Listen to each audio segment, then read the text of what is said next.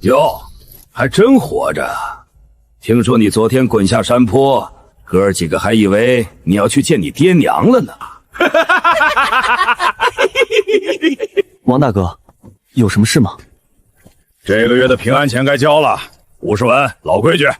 王大哥，您看我昨天刚摔伤，这段时间没法干活，能不能宽限些日子？宽限？赵小子，哥儿几个跑这一趟不要力气，镇上的李爷那边我们能拖吗？少废话，有钱没钱，李爷的账你也敢赖？上个月邻村那2户交不出钱的，地都被虎哥收了，现在正迎接要饭呢。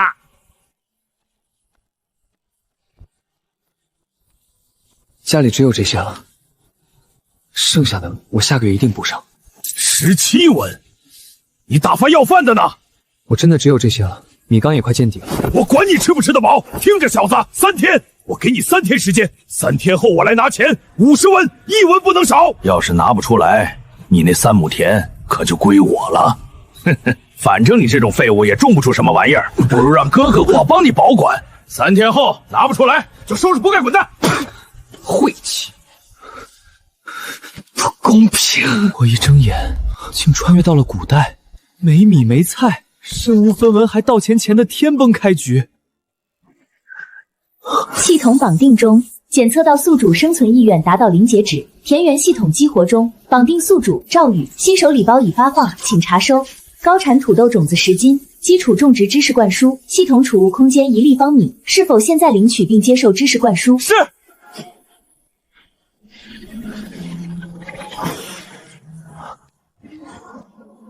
土豆，亩产2000斤以上。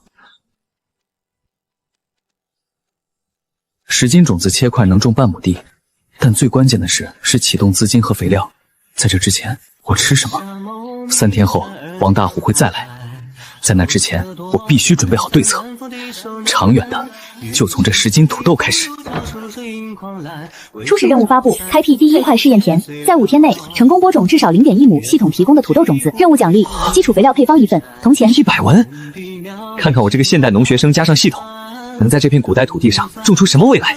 土豆系疏松肥沃的沙土名，需深耕，重施有机肥。这块地每一项都不达标，比想象中更差。先干活。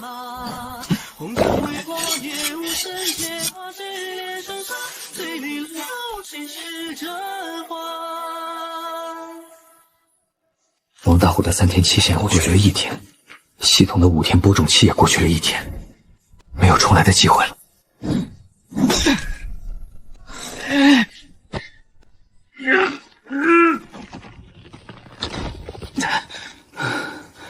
难怪长不好。土壤检测结果：年种黄岭，酸碱度偏碱，有机质含量极低，建议深坑，增施有机为克沙改良。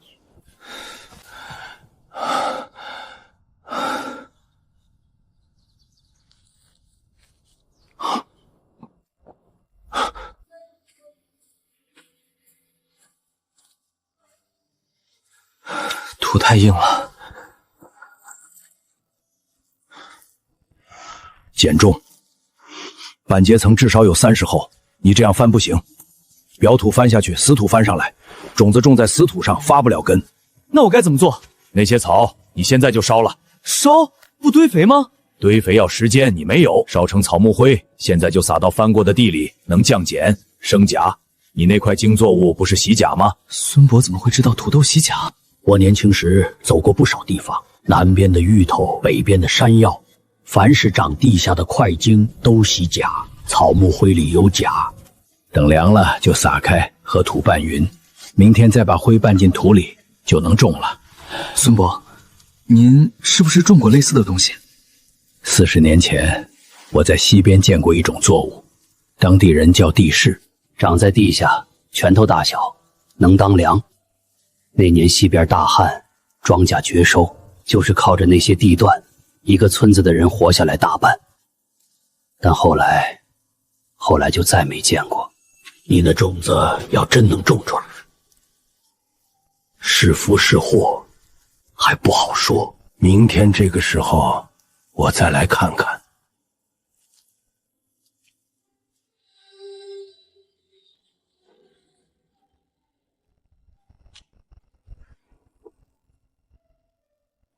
赵家哥哥，我爹让我送来的，小新手，苏瑶。这个时代的女子，识字的不多。明天要翻地拌灰，开沟做笼，播种附体，一个人一天不可能完成，只能请人帮忙了。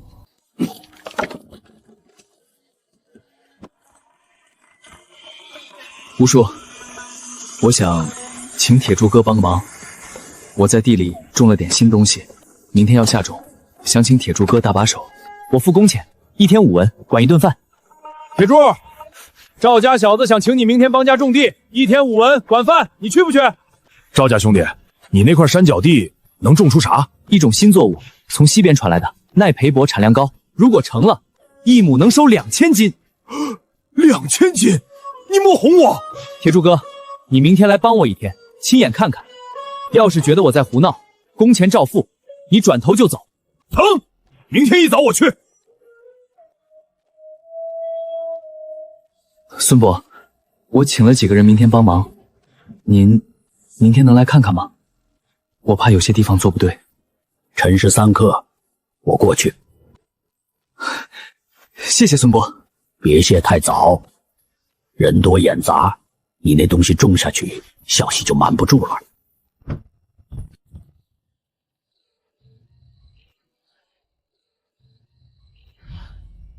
我来送篮子，见院门没关就进来了。看到这些，这就是你要种的东西。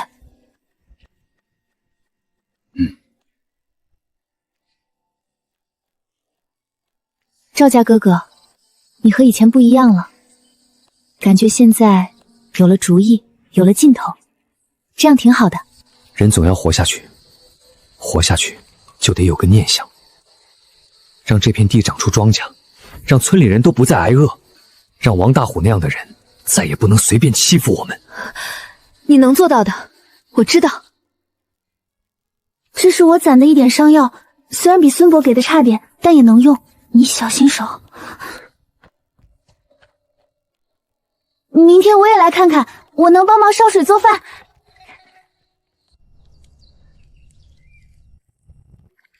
赵家兄弟怎么干？你说。这土不行啊，灰拌进去了。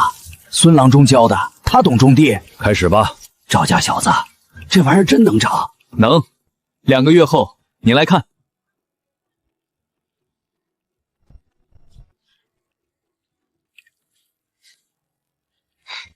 这边土压得太实了，松些。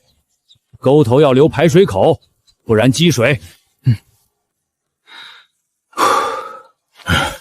完工了，完工了！谢谢各位叔伯兄弟，辛苦了。谢啥？拿钱干活，天经地义。别说这沟开的是像模像样。赵哥，这东西真能长出2000斤。如果老天爷赏脸，能。任务：开辟第1块试验田，状态已完成，奖励发放：基础肥料配方1份，铜钱100文。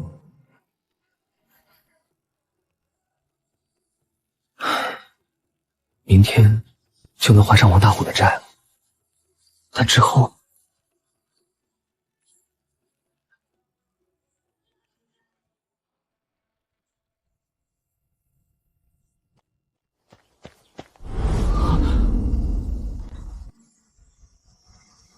都出苗了。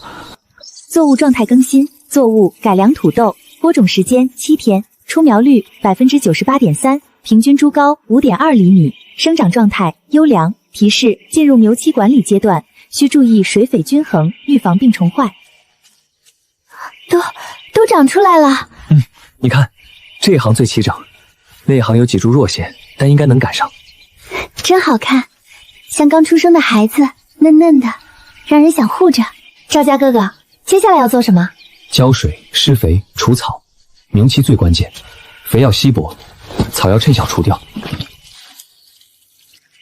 赵家哥哥，这些苗要长多久才能收？2个月左右。春土豆生长期短，如果顺利，夏末就能收。2个月，那岂不是赶在秋凉之前？对，如果能成，今年村里最难熬的8月就有东西吃了。那能分给大家吗？能，但要有规矩，不能白给，要用劳力换，或者用别的换，白给的东西没人会珍惜。我自己熬的，解暑。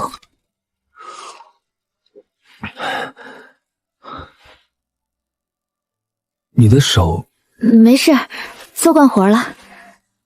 苏姑娘，你愿不愿意帮我记账？记账？等土豆收成了，要分，要卖，要换东西，进出往来，得有人记清楚。你识字，会算数，是最合适的人。你记的账本我看过，清楚、工整，比我强多了。我帮你。赵家小子，六叔，您怎么来了？带个人来看看你的地。这位是镇上福顺粮行的周掌柜，听说你种了新东西，想来瞧瞧。赵小兄弟，冒昧打扰。周掌柜客气，只是几垄菜苗，没什么好看的。哎，话不能这么说。听说是什么西边来的新种，耐力薄，产量高。六叔说笑了，就是寻常快精，能不能成还不知道。叶形奇特，根系发达。赵小兄弟，你这种子还有多少？没了，就这些。唉，可惜可惜。若是真能高产，倒是个好买卖。这样，这是2两银子，算我预定你这一季的收成。不管收多少，我全要了，价格按市价加2成。周掌柜厚爱，但庄稼地里的事谁也说不准，万一遭了灾或者长不好，我拿什么赔您？这银子我不敢收，等收成了，若真有顾余，我一定先送到福顺粮行，请掌柜长眼。赵小兄弟这是不信我？不是不信，是担不起。也好也好，那咱们说定了，收成时我再来。赵家小子，你刚才该接的2两银子呀！六叔，您觉得他真是来看庄稼的？苗才5寸高，根都没扎稳，他就敢出2两银子预定，要么是他钱多烧的，要么他早知道这东西的价值。你是说……我什么也没说。六叔，今天谢谢您带路，但这地里的东西，您往后少跟人提。好好长，你们要长得足够好，好到让人不敢轻易动你们。赵兄弟，还真让你猜着了。我二姑家在镇上做短工，听粮行的伙计说，周掌柜前些天跟王老虎喝过酒，喝完酒第2天，周掌柜就跟人打听咱们村谁家种了新东西。什么时候？就你种下地的第3天。还有，我二姑说，周掌柜背后是镇上李爷的产业。李爷你知道吧？就是王老虎的靠山。赵兄弟，现在怎么办？他们想摸清底细，我们就给他们看，但不是全看。什么意思？铁柱哥，从明天开始，如果有人问起这地里的情况，你就说长得不好，苗黄叶瘦，恐怕要绝收。啊？可明明长得挺好。就是要让他们以为长得不好，他们越轻视，我们越安全。等土豆长成了，挖出来了，他们想动手也晚了。我懂了，赵兄弟你放心，我知道该怎么说。听说了吗？赵家小子那新东西长不起来了，前2天看还好好的。好什么呀？铁柱亲口说的，苗黄的跟秋草似的，叶子都卷边了，白忙活一场。赵家哥哥，铁柱哥那么说，真的没事吗？没事，等土豆长出来，谣言自然就破了。可是，万一有人信了，来捣乱怎么办？得想个办法。检测到潜在威胁，建议建立简易防护体系，解锁初级警戒装置图纸功能，触发式声响报警。苏姑娘，村里谁家猎户？村北的孙猎户，不过他脾气怪，不爱跟人来往。孙猎户跟孙伯有关系吗？好像是本家，但早出了5房，不怎么走动。你要找他？想找他换点东西。谁？孙叔，我是村东的赵宇，想跟您换点东西。换什么？动物金剑，最好是鹿金或者野猪金，我用豆子换。你要金剑做什么？做陷阱。地里遭了野猪。这是野猪后腿金，够劲儿。你要多少？2根，1尺长就行。这些豆子够吗？听说你种了新东西，瞎折腾，不一定成。周掌柜去找过你？去过，我没答应。豆子拿走，金银送你。这怎么行？让你拿就拿。周掌柜不是好人，李爷更不是。你能扛着不答应，是条汉子。小心点，他们不会罢休的。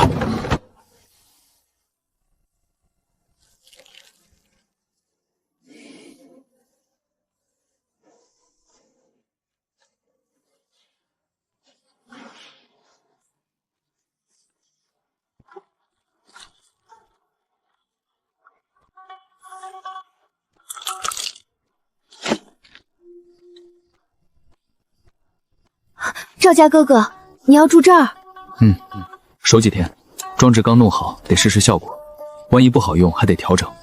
那我陪你。不行，叶礼良，你一个姑娘家不合适。可是没有可是，你回去帮我做件事，明天一早，你去跟铁柱说，让他这几天多留意村里的动静，特别是周掌柜或者王老虎的人有没有再来。那，你小心。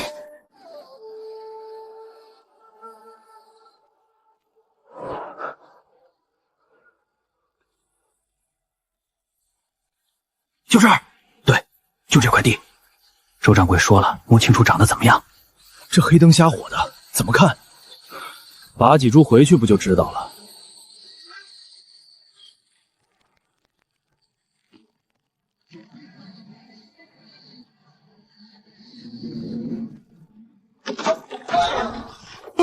什么东西？有埋伏！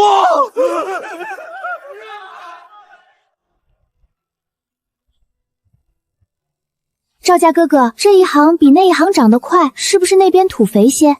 不是土的问题，你看这里有个侧芽，要摘掉，不然养分分散，主茎长不好。像种瓜要打岔。对，一个道理。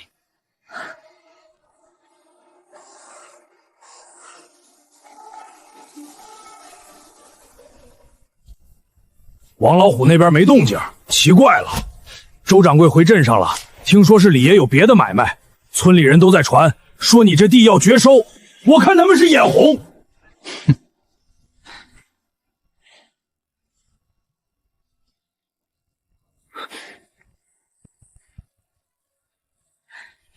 赵家哥哥，你怎么了？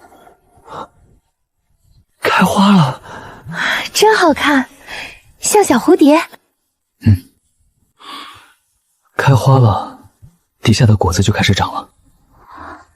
我能看看吗？这么小，能长大吗？能，再过1个月能长到拳头大，还能长出来开花结果，是他们厉害。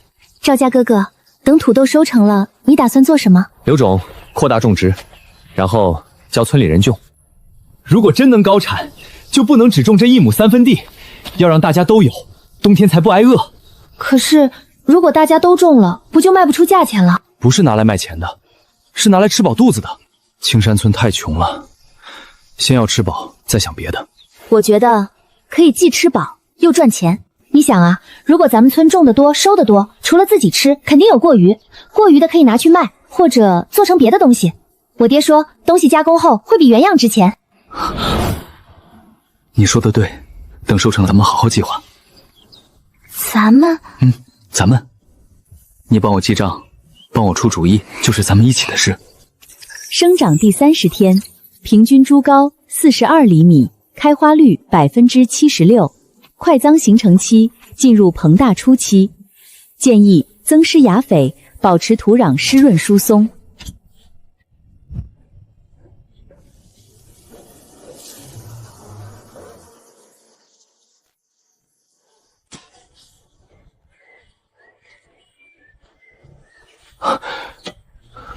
孙伯，真长出来了。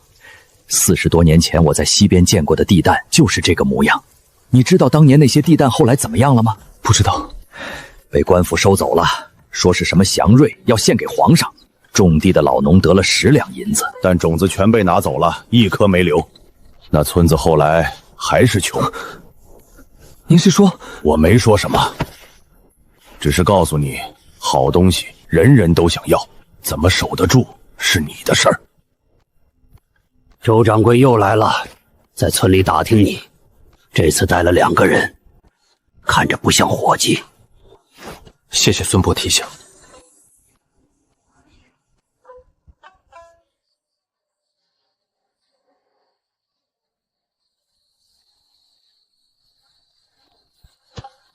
赵家哥哥，这么晚了，你怎么来了？我爹说看到周掌柜带人进村了，直接去了李正家。我不放心，来看看你。我没事。可是他们去找李正，肯定没好事。我知道，该来的总会来。赵家哥哥，如果他们真要抢，咱们怎么办？抢？地里的东西他们抢不走，技术他们学不会，人心他们买不到。可是他们有势力，势力不是永远的。你看这些土豆，种在这么差的土里，没人看好，但它们长出来了，开花了，结果了。为什么？因为它们扎了根，根扎得深，就没人拔得走。我也要扎下根，在这片土地，在这个村子扎下根，根扎深了，就没人能轻易动我。苏姑娘，你怕吗？不怕，跟你一起就不怕。好，那咱们就一起把根扎深。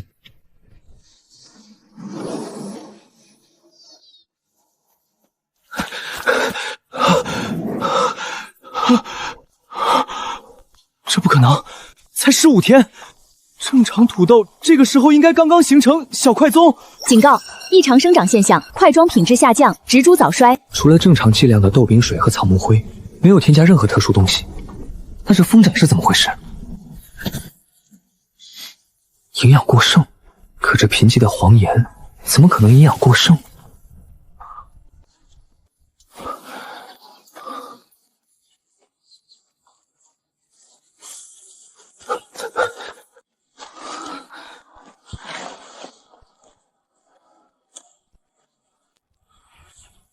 成分包含高浓度动物性有机质、未完全分解的蛋白质、糖类，微量元素铁、锌异常偏高。推测来源：动物血液、内脏、骨骼粉碎物经特殊处理。作用：强效土壤改良剂，可短期内大幅度提升肥力，品质下降，土地板结。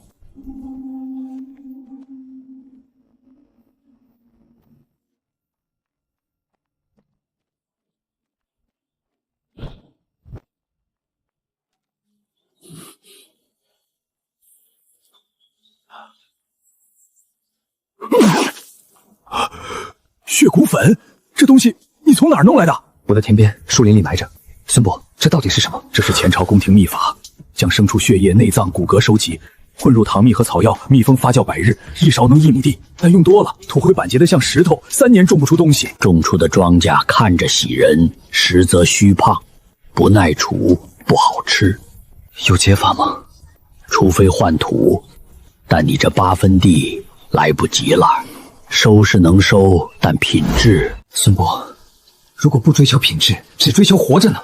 土豆就算品质差，也是粮食，只要能填饱肚子，留下种子，我就还有机会。下毒人想看我笑话，想看祥瑞变成废物，那他们就让看这笑话能养活多少人。好小子，有志气。走，去你地里看看。血骨粉虽然阴毒，但也不是完全没法子。下毒的人懂行，但不够懂。你这田有坡度，你看你现在要在东侧挖截水抽，阻止肥力扩散；西侧正常管理。至于东侧催熟，既然长得快，就索性更快，加大浇水，施磷压肥，让他们把养分全转到地下去。30天内必须收，再晚就全烂了。按这个方子配水，3天喷1次叶面，能防早衰。孙伯，您为这么帮我。40年前大旱，一个逃荒老农种的地子救了村里1半的人。他临死前把种子给了我，让我传下去，可我没守住，种子被官府当像祥瑞收走了。这些年我总梦见那老农，现在你带着一样的种子来了。赵家小子，我不是在帮你，我是在还债。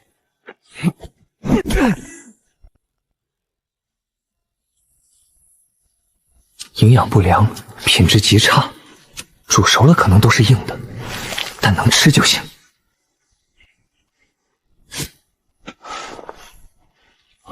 至少保住了2/3的希望。要下雨了，他们今天会来。我知道，孙伯，您今天能不能去李正家坐坐？你要我把李正拖住？对，至少拖到我把东侧的土豆挖完。去吧，李正那边交给我。赵兄弟，我听说王老虎今天要来，要不要我叫几个人？不用，你帮我挖土豆，越快越好。挖？现在不是还没熟吗？东侧这些等不及了，再不下雨也要收，下雨就更得收，能收多少是多少。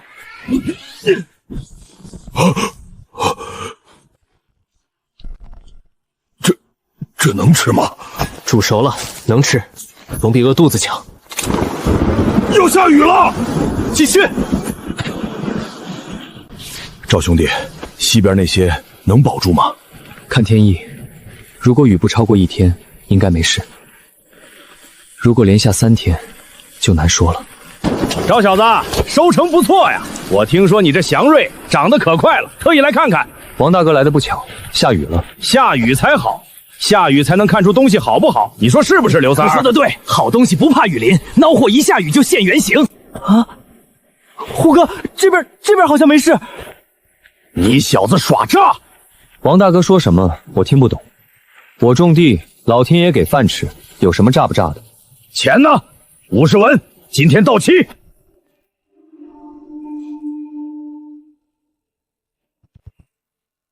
赵小子，你知不知道周掌柜今天也来了？赵小兄弟，收成了？收了部分。我能看看吗？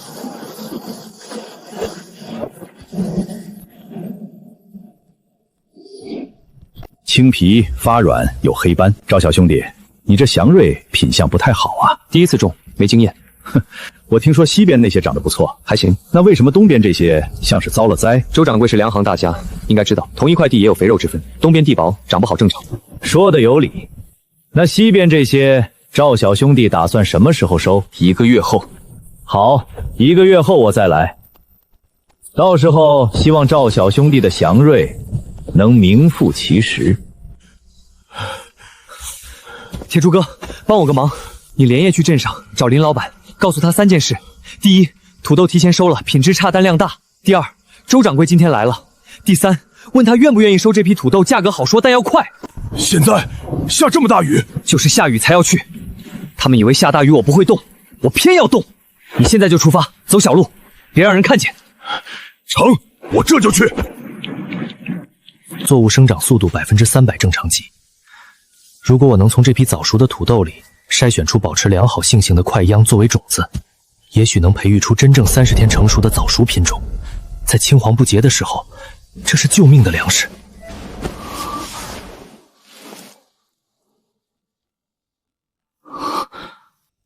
变异，还是原本的品种特征？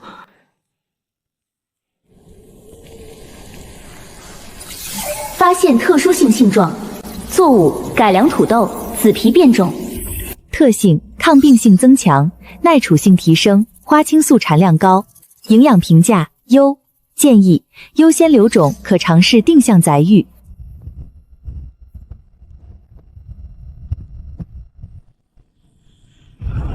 赵兄弟，林老板答应了，他说有多少要多少，明天一早就派人来拉，价格按正常土豆的70%。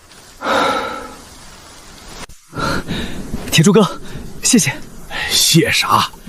赵兄弟，林老板还让我带话，他说周掌柜今天从你这儿离开后，直接去了李爷府上，李爷发了大火，把周掌柜骂了一顿，因为李爷要的是彻底搞臭，不是品质差点。周掌柜办事不力，被骂得狗血淋头，估计暂时不敢动了。林老板让你抓紧时间，趁着空档把该办的都办了。铁柱哥，今晚辛苦了，明天一早咱们卖土豆。好嘞。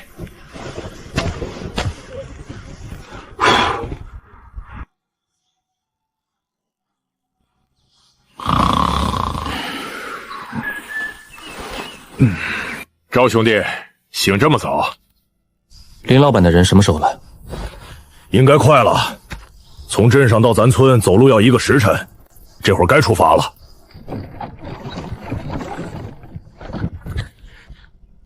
赵小哥，铁柱哥，久等了。阿青兄弟客气，这么早辛苦你们跑一趟，应该的。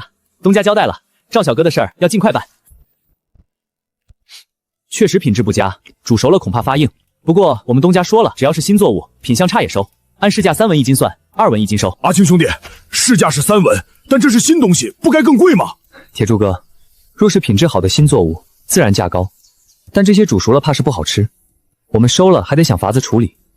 900元已经是东家特别关照了。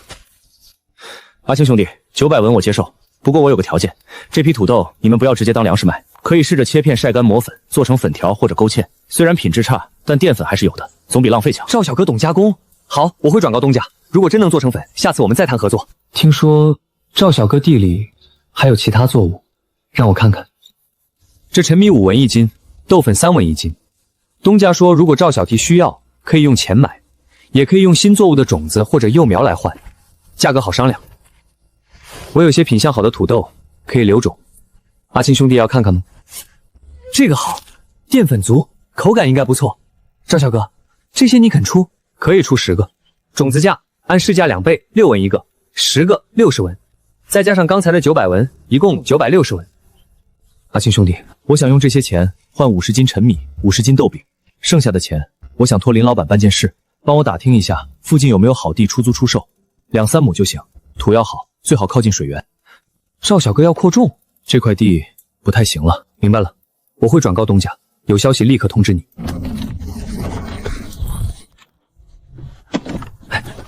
赵小哥，东家让我带句话，周掌柜昨天从你这儿回去后，被李爷骂得多轻，但以李爷的性子，不会就这么算了。你孤身一人，务必小心。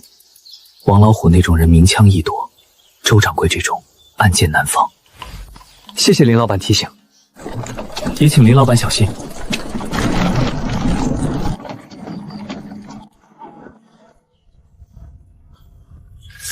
赵兄弟，这些够你吃一阵子了。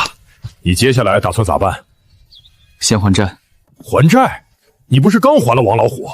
那是保护费，不是债。我爹娘去世时欠的债，本金3两，这些年利滚利，听说已经到5两了。5两？你哪来这么多钱？慢慢还。铁柱哥，你帮我个忙，去请孙伯过来一趟。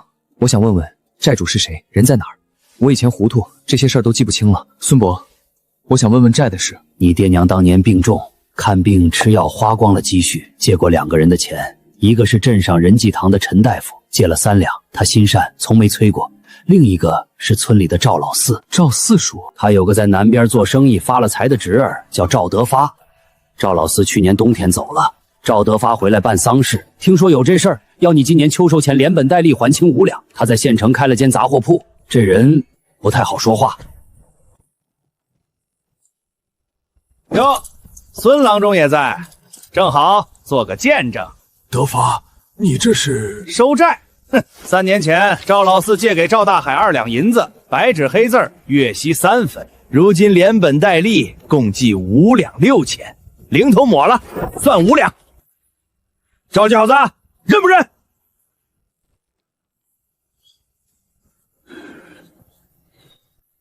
我认，认就好。钱呢？今天能还多少？我现在只有这些，400多文，打发要饭的呢。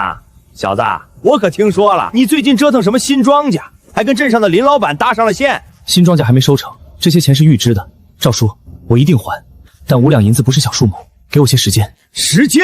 我给了你3年时间，1分没还，现在跟我说时间？我告诉你，秋收前5两银子1文不能少，要是拿不出来，你这破屋还有那3亩薄田，就归我了。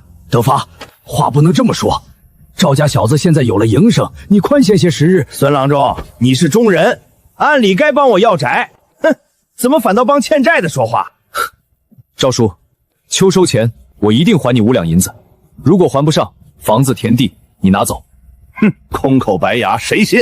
那就立字据，孙伯做见证，秋收前还不上，我卷铺盖走人，地契房契归你。再加一条，这期间你那什么新庄稼收了得先卖给我，价格按市价，我优先收购。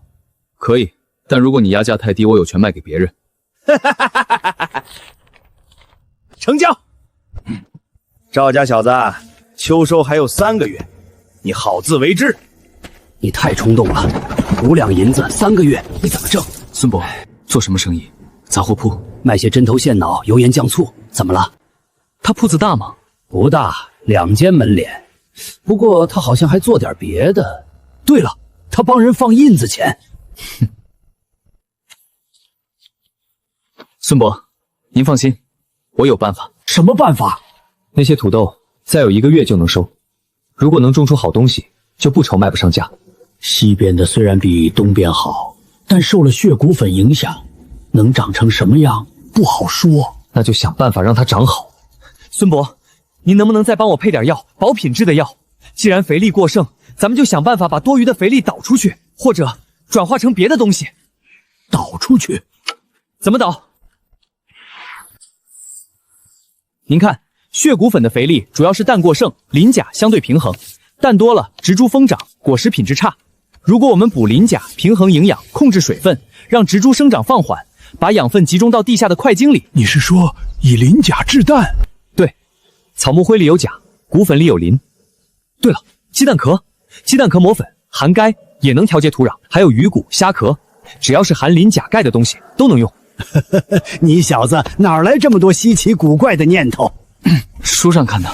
什么书这么厉害？行，我帮你配药。草木灰我有，骨粉也有，鸡蛋壳我去村里收，就说配药用的。谢谢孙伯。先别谢，这法子管不管用，还得试了才知道。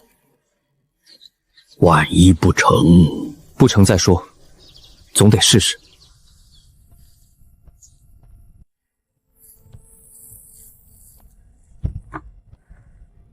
3个月5两银子，这是一场必须赢的赌局。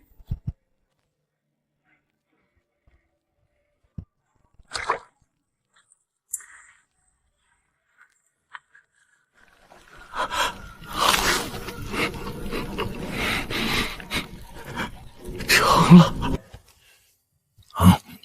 是这个味儿，40年西边就这个味儿。孙伯，您觉得能卖上价吗？能，尤其是现在，这东西能当菜也能当饭，肯定有人要。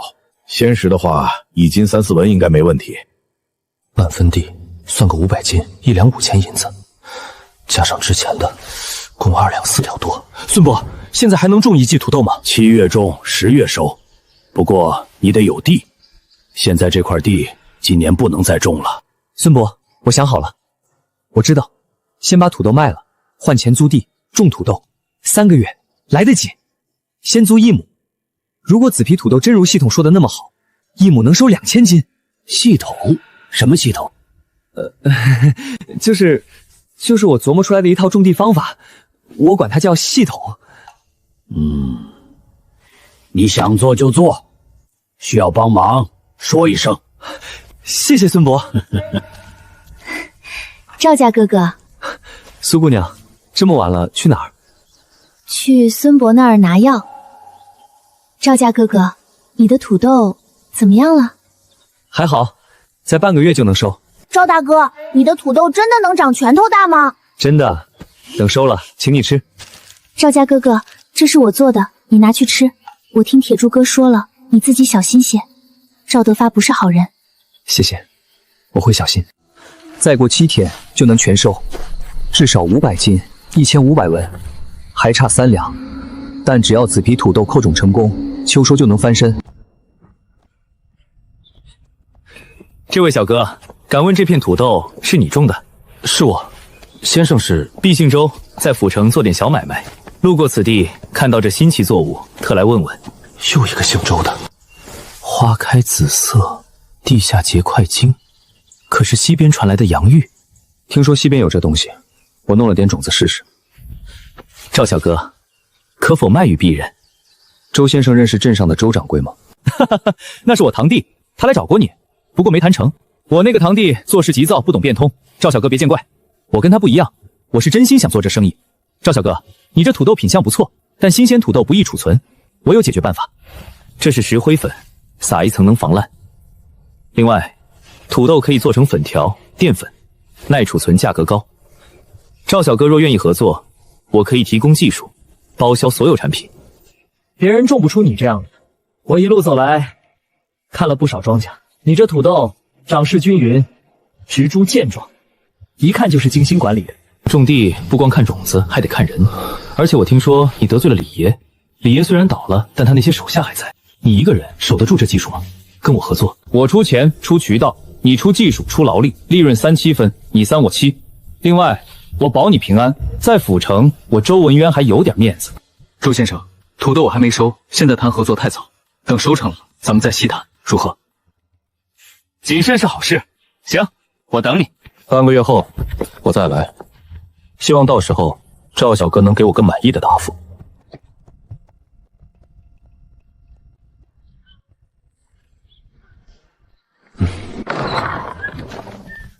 赵兄弟，林老板说镇上那块地你可以去看，他明天正好要去县衙办事，可以带你一起去见管事的书吏。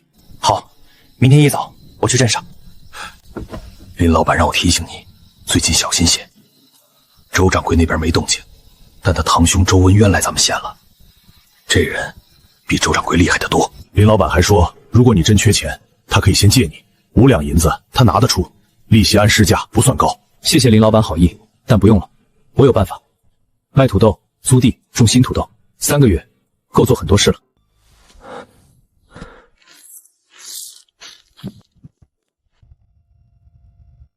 紫皮土豆平均重量150克，发芽率预估95%以上，预计亩产1800至2200斤。16个切48块种树，按密度能种1分多地，秋收留种，明年春天就是1亩。孙伯，我要去镇上看地，地里您帮我照看一下。如果周文渊或者其他人再来，您就说我不在。土豆的事儿等我回来再说。去吧，地我看，你放心，早去早回。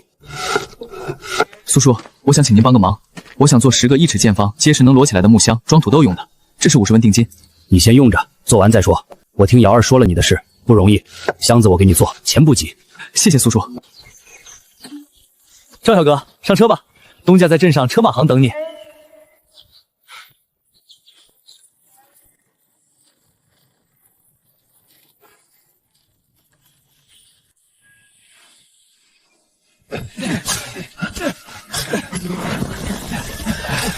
赵兄弟，这地肥得流油啊！是块宝豆，但荒着没人敢租，李爷的余威还在。这位可是租下此田的赵小友，老朽姓张，住河对岸张庄。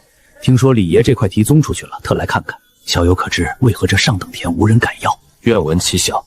3年前，李爷在此强占邻村王姓水田，逼死王老汉，尸首就埋在田东头老槐树下。李爷为掩此事，暗中往田里撒了毒药，3年不散。小友租这地，怕是要亏本。张老可知是什么药？具体不详，但老朽略通医理，曾取土验过，此物遇水发热烧根，掺在土里，庄稼长到1尺便枯死。分析结果：深石灰混合硫磺笔霜，强碱性，可致土壤板结、根系灼伤。不退，地既租下，便有法可治。张老今日前来，不只是为了劝退吧？老朽有事相求。王老汉有个16岁的孙女秀娘，在李爷倒台后被卖入镇上春风楼。老朽想赎她，但缺个由头。小友若愿以雇佣名义聘她，老朽愿出赎金，并助你治这毒田。秀娘会什么？识字，会绣活，懂些草药，在这里可帮孙郎中晒药，或帮苏姑娘记账。好，但有3点：第一，秀娘来去自由，我不迁木生气；第二，工钱按劳给；第三，她随时可走。小友仁厚，老朽代王家谢过。是断根散，此药入土3尺，需换土才能根除。换3亩地的土，这是腐草汁，酸性极强，可中和石灰碱性。这是引粪土，最能松土戒毒。孙伯，这些够多少？够半分地。你要治3亩，得自己弄。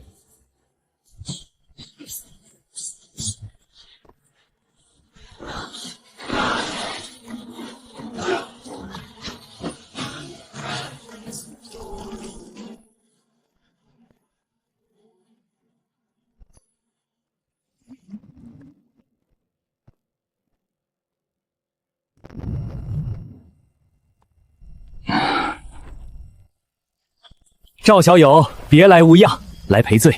先前多有得罪，是周某眼拙。这是在制毒土？是。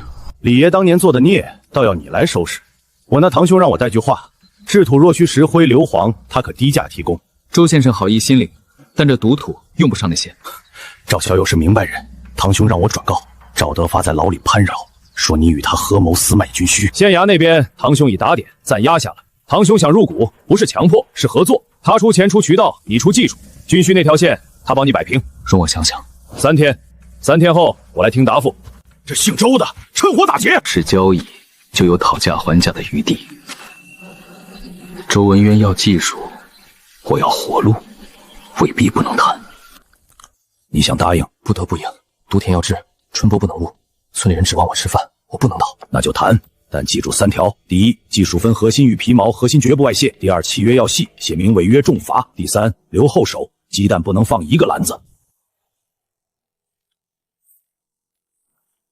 50两才3成股，赵小友，这价码。周先生要的不是股份，是技术和独家货源。青子1号亩产2000斤，品质上乘，5年独家，值这个价。若你种不出来呢？契约写明，若亩产低于1500斤或品质不达标，我以家产3倍赔偿。年轻人有胆色，我带回给堂兄定夺，明日此时给你答复。赵小友这制土之法倒是新奇，土法罢了。周先生亲自来，是契约有变。按你的条款一字未改，但我有个附加条件。请讲。我要你收个徒弟，这是犬子周明远，自幼体弱，不宜科举。我想让他跟你学种地，3年为期，吃住自理，工钱照付，只求真传。赵先生，晚辈读过《齐民要术》，农桑集美，深感农事乃国本，纸上得来终觉浅，故想亲身实践。且家父生意终须有人接手，懂农事才懂粮行根本。周先生舍得？遇不着不成器，跟着你比在府城斗鸡走马强。好，但我教徒弟有3规：第一，吃苦耐劳，不得摆少爷架子；第二，事必躬亲，从垦荒施肥做起。弟子谨记师训。 50两，我这辈子没见过这么多钱。钱越多，担子越重。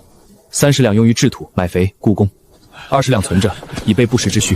发酵池2条塘隧大坑，蚯蚓床也向外延伸出3条长沟。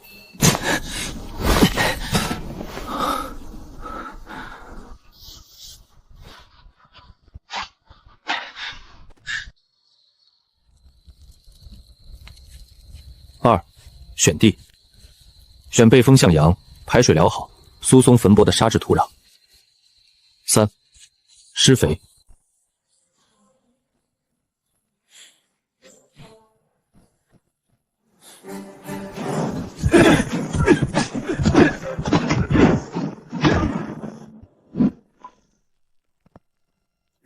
人骨。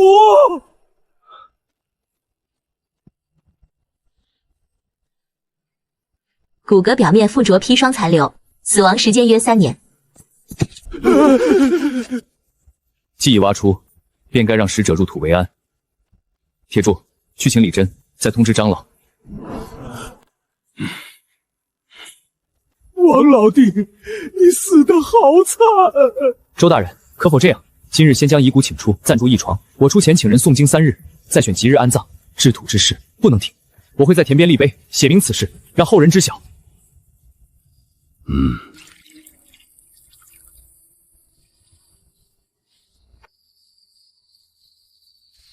王老伯，晚辈赵宇租此田谋生，今日惊扰，实非得已。他日若有余力，必为您伸冤雪惩。安息吧。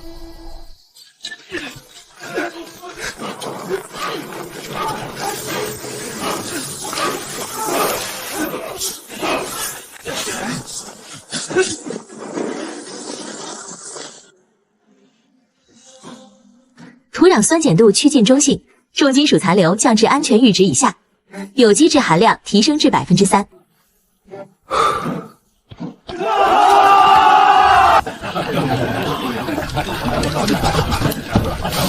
从今日起，青山种植社正式成立，凡今日帮工者自动成为首批社员，往后社里土地共同管理，收成按劳分配。赵社长，我老王种了一辈子地，从没这么痛快过。跟着你干，有奔头。赵兄弟，你说咋干就咋干，不是我一个人，是大家一起干。咱们有地、有技术、有力气，只要心齐，一定能过上好日子。干！宇哥，今天真好。这才刚开始，等秋收，等加工房建成，等村里人都吃饱穿暖，会更好的。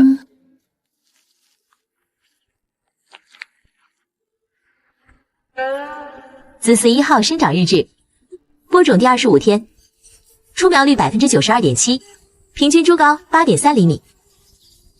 确实比预想的好，但苗期最关键，水多则土长，水少则苇人。明远，从今天起，你负责记录每日浇水量和天气变化，咱们要摸索出最适合的灌溉方案。是。宇哥，孙伯说我有喜了，今早诊的脉说已经2个月了。瑶儿，辛苦了。不辛苦，我很欢喜。苏姐姐一早炖了鸡汤，大哥快趁热喝。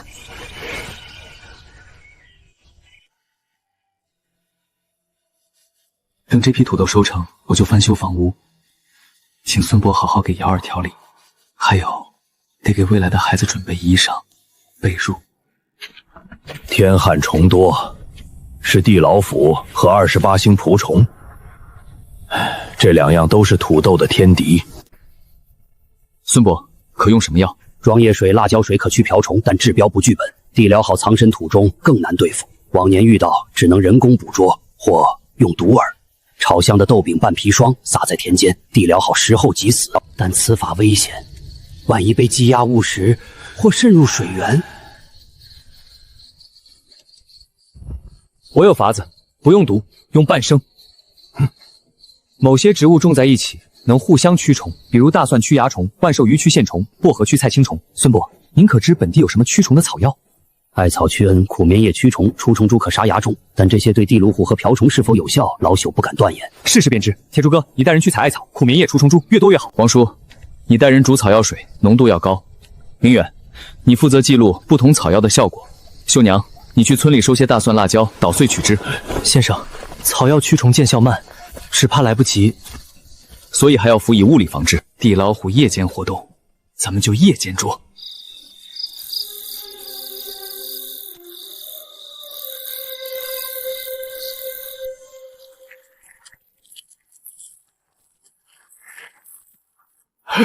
浓度太高了，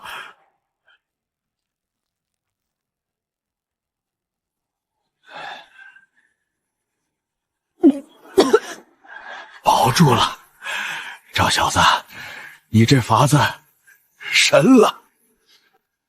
干旱还没解决，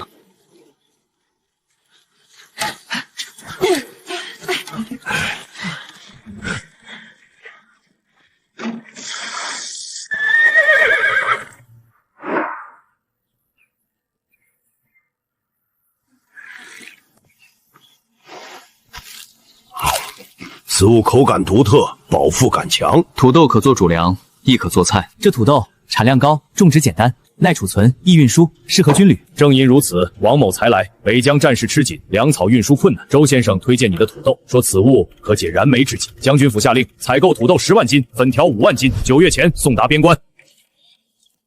王校尉，青山村今年土豆总产预计不过5万斤，10万斤实在力不从心。非让你一村独供，你可联合周边村庄统一收购。刘掌柜的通汇商行负责运输，我负责协调。你只需保证品质，组织生产，价格按市价上浮30%，预付30%定金，货到付清。赵小兄弟，这是天大的机遇，军需订单稳定，利润丰厚，更能得官府青睐。你只需点头，便是一片坦途。时间太紧，土豆生长周期至少3个月，现在播种已来不及，且加工粉条需建作坊，培训工人。作坊可由刘掌柜出资建设，工人可从周边招募培训。这3个县去年试种土豆，今年可收100万斤，你可去收购，加工后北运。容我想想，3日后答复。好，3日后我来听信。不过王校尉军务繁忙，只等1天。赵小友，机会不等人。宇哥，很难抉择。那接了，风险巨大，但若能成，青山村将一飞冲天；不接，得罪周文在和军方，日后恐难安宁。那咱们接，我相信你能成。你不怕？怕，但更怕你因畏惧而错过。宇哥，你不是常说机会与风险并存吗？订单我接，但有5个条件：第一，预付50%定金；第二，质量检验由我方派人参与；第三，运输路线时间需双方商定；第四，若因不可抗力延误，不追究责任；第五，此单完成后，青山种植场与洲际合作，需重新议定分成。赵小友，你这是要反客我为主啊？非也，只是求个公平。军需订单利润随后，但风险全在我方。账弱保不敢接。5成定太多，3成。质量检验可双方参与，其余可依你。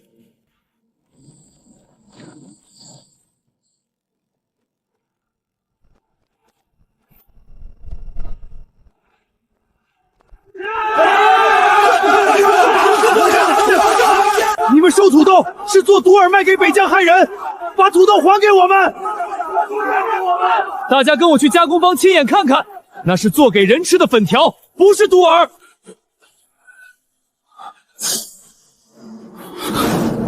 是有人刻意阻挠，我已派人查了。黑风岭那伙山匪上月刚换了头目，新头目姓李，他们想干什么？哼，无非是报复。李爷虽倒，但他那些爪牙还在。你接了我这条线，断了他们的财路，自然恨你入骨。我加派护卫，但你也需小心，那些人什么都做得出来。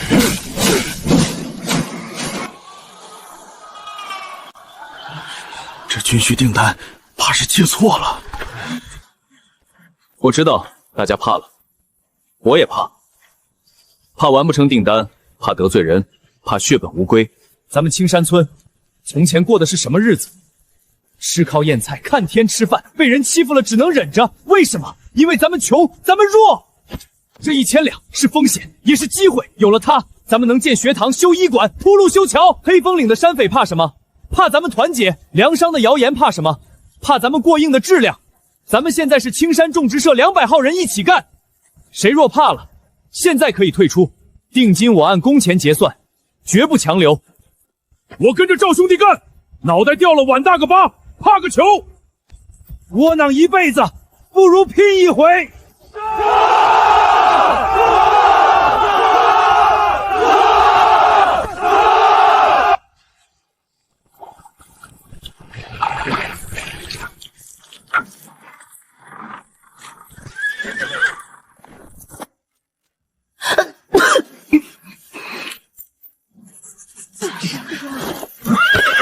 赵社长，这批货若顺利送达，将军府还有后续订单，你好自为之。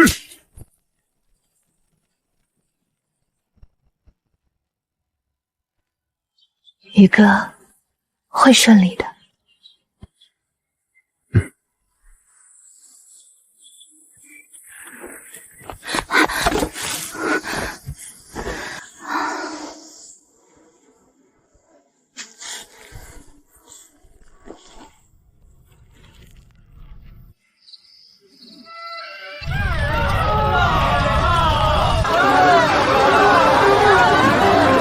赵兄弟，给孩子取名了吗？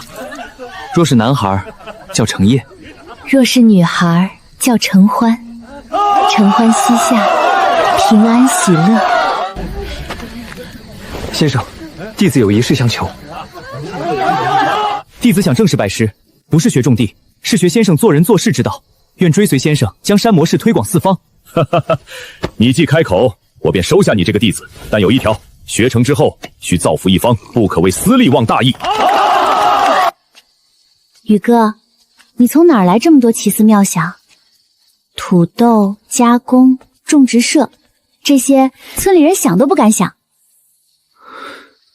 瑶儿，若我说我不是这个世界的人，你信吗？我信，我的宇哥本就不是凡人。不管你从哪儿来，都是我的丈夫，是孩子的爹，是青山村的赵宇。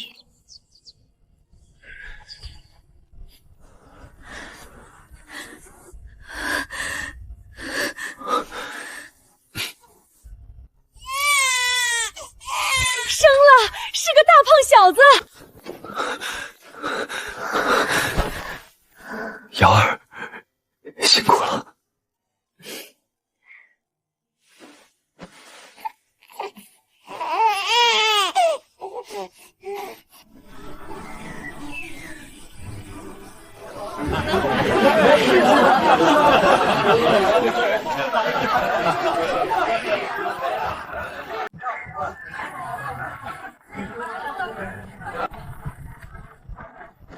哈哈哈，周某来迟，还望赵社主莫怪。这位是青阳观的玄尘道长，精当风水术数，听闻贵村新得灵儿，特来贺喜。福生无量天尊，贫道云游至此，见贵村上空有祥云汇聚，知有喜事，故冒昧前来。道长光临，蓬荜生辉，请上座。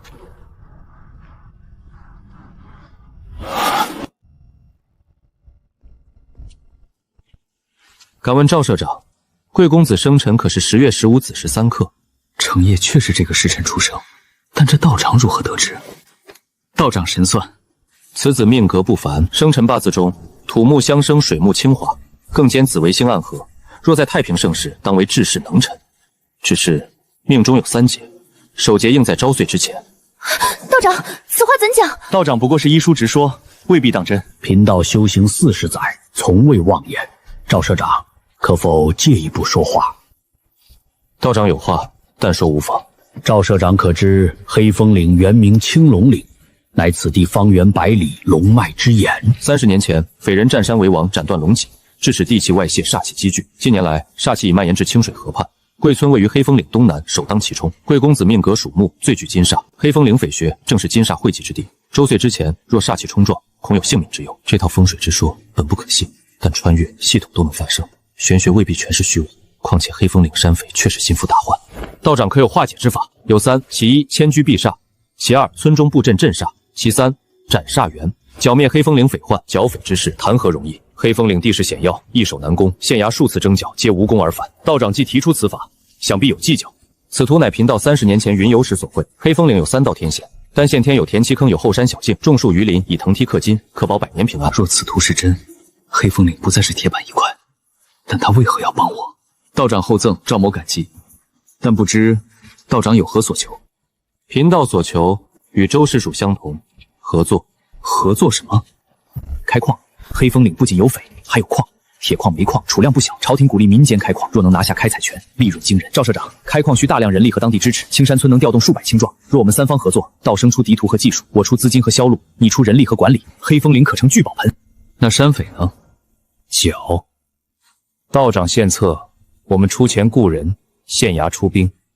事成之后，矿脉收益3方均分。容我想想。3日后，贫道在清源观等候。赵小友，此事若成，青山村可一跃成为全县首富。届时，莫说县衙，便是府城，也要敬你3分。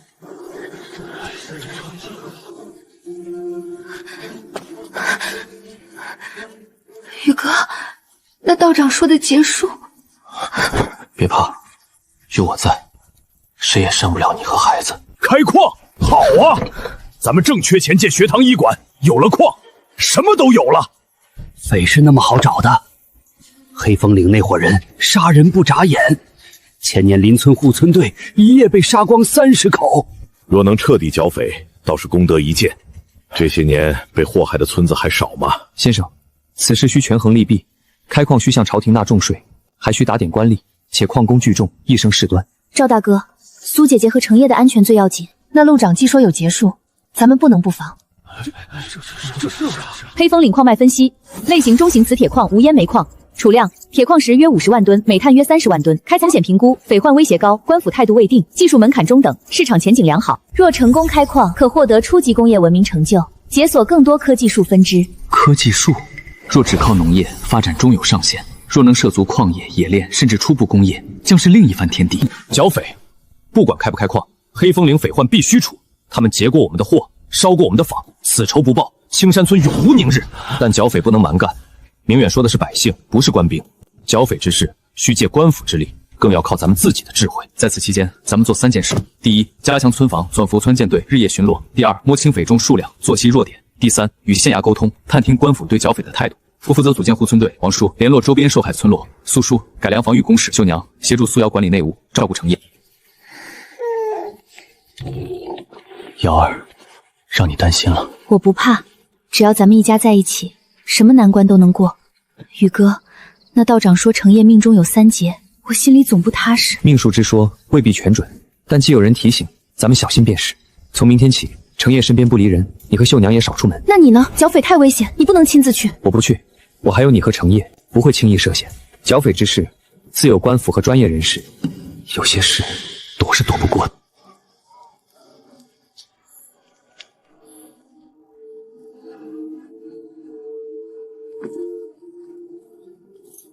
从地图看，黑风岭后山这条小径直通匪巢粮仓，若从此处潜入，焚其粮草，匪众必乱。但这条小径入口隐蔽，且有暗哨，需在子夜时分暗哨换岗的间隙通过，只有1炷香时间，时间太紧，且焚粮之后如何撤离？一旦被围，后山是绝路。赵兄弟，出事了！慢慢说。孙烈户一家全死了。就在刚才，孙烈户的儿子跑来报信，说他家遭了匪，我带了人赶去，已经晚了。哼！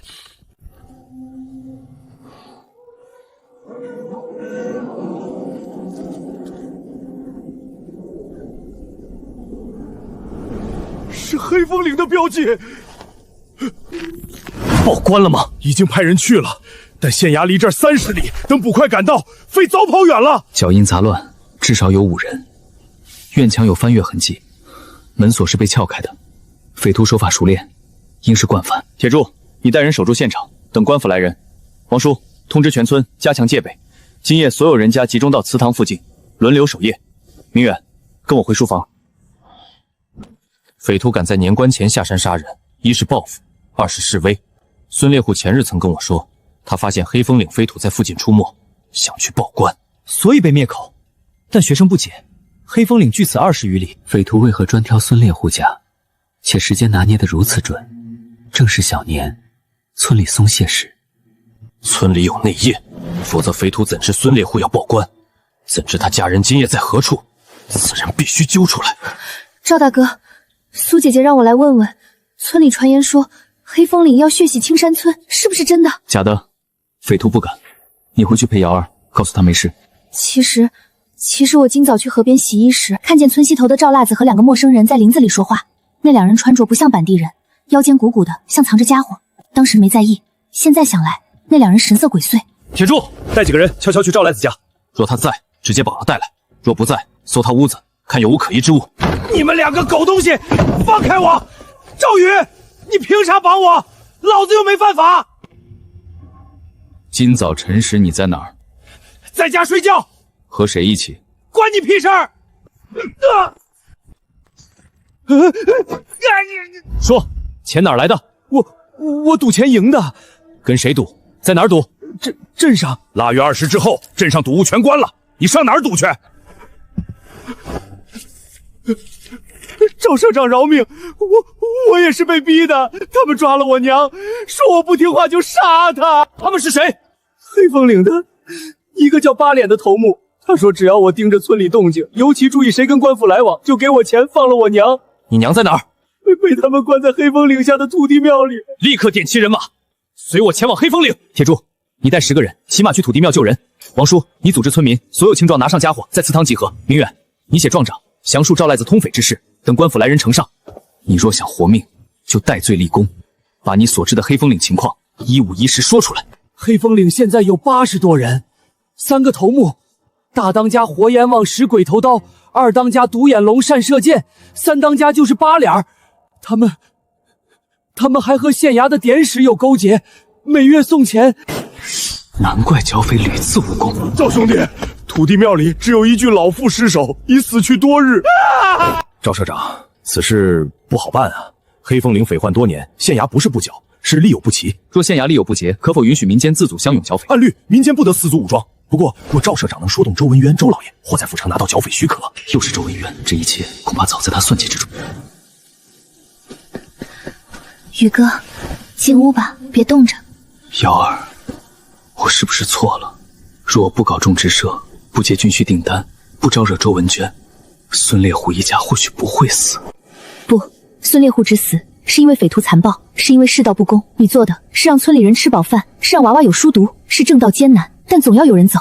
你说的对，正道艰难，但必须走。黑风岭匪患不除，青山村永无宁日。这个年怕是过不安生了。乡亲们，孙烈户一家的血不能白流。黑风岭匪徒今日杀孙家，明日就可能杀李家、杀王家，咱们能忍吗？但剿匪不是拼命，要用脑子。明远，展图。这是一场持久战，咱们一不攻山，二不硬拼，只做一件事，断其粮道。断粮？那得多久？少则1月，多则3月。匪徒存粮有限，一旦断供，内部必乱。届时或内讧，或下山抢粮，都是咱们的机会。这法子稳妥，咱们人多，轮流盯梢，耗得起。120名青壮分成6队，每队20人，负责一段山路，昼夜监视。明远，带人联络周边5村，签订联防契约。任何村发现匪情，即刻鸣锣为号，各村支援。小虎，你爹的仇，我一定会报。赵叔，我要亲手杀匪。你还小，不小了，我爹教我射箭，我能百步穿杨。好，但你要答应我，一切行动听指挥。先生，断粮之法虽稳妥，但有一隐患。若匪徒狗急跳墙，集中兵力强攻一村，以掳掠粮食人口，咱们如何应对？所以咱们要虚实结合，明处断粮，暗处设伏，在各村要道布置陷阱，挖壕沟，设绊马索，同时组织一支机动队，哪里遇袭立刻支援。机动队需马匹，买，从军宿订单利润中赊取，买10匹马。再请孙伯制制迷药毒烟，必要时可用。赵社长一举，方某早有耳闻。知府大人对青山村土豆种植组织乡勇联防之事颇为赞赏。此次剿匪若成，大人愿上报朝廷，为赵社长请功。功名不敢当，只为保境安民。这是留点使与匪徒往来信件副本，我可设法让几封流落到黑风岭。匪徒若知靠山将倒，必生异心。贫道可布疑兵阵，夜间擂鼓鸣号，制造官兵围山假象。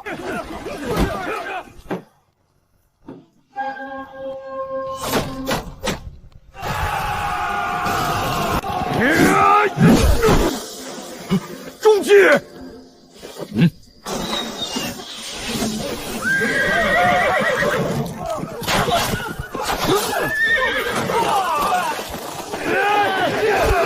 明日寅时，总攻。县衙调集100官兵正面佯攻。赵社长带领50乡勇，从密道潜入，直捣匪巢。玄琛在外接应，周先生负责后勤。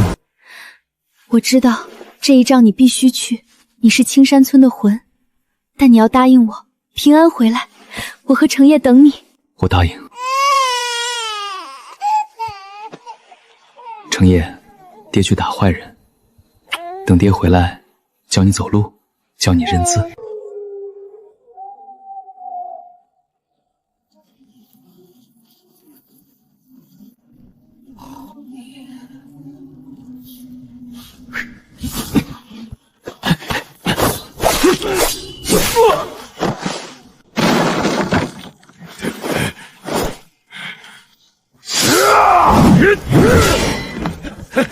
姓赵的，你找死！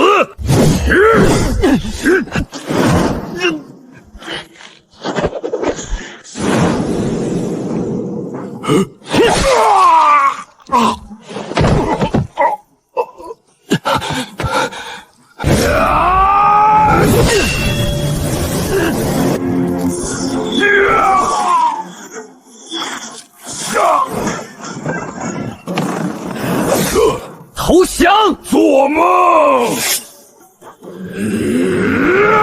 先生小心！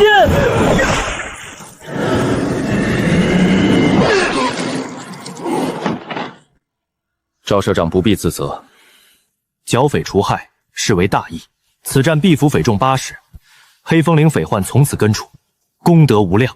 赵小友，矿脉开采可立即着手，这些俘虏正好充作第一批矿工，以功抵罪，也是给他们一条生路。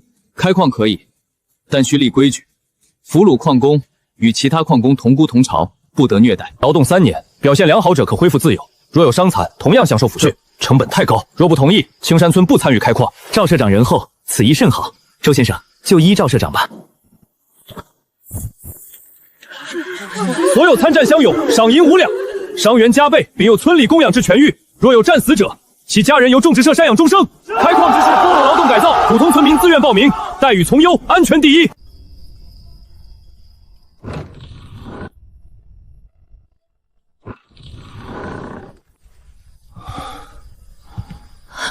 明远怎么样？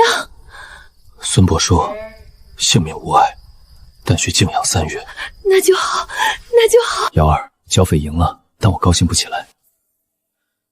看到明远受伤，看到乡亲流血，我在想，值不值得？值得。黑风岭匪患除了，往后再也不会有人被土匪杀害了。从此方圆百里可享太平。孙烈户一家的仇报了，那些被祸害的村子能安生了。宇哥，你做的事是为千秋万代。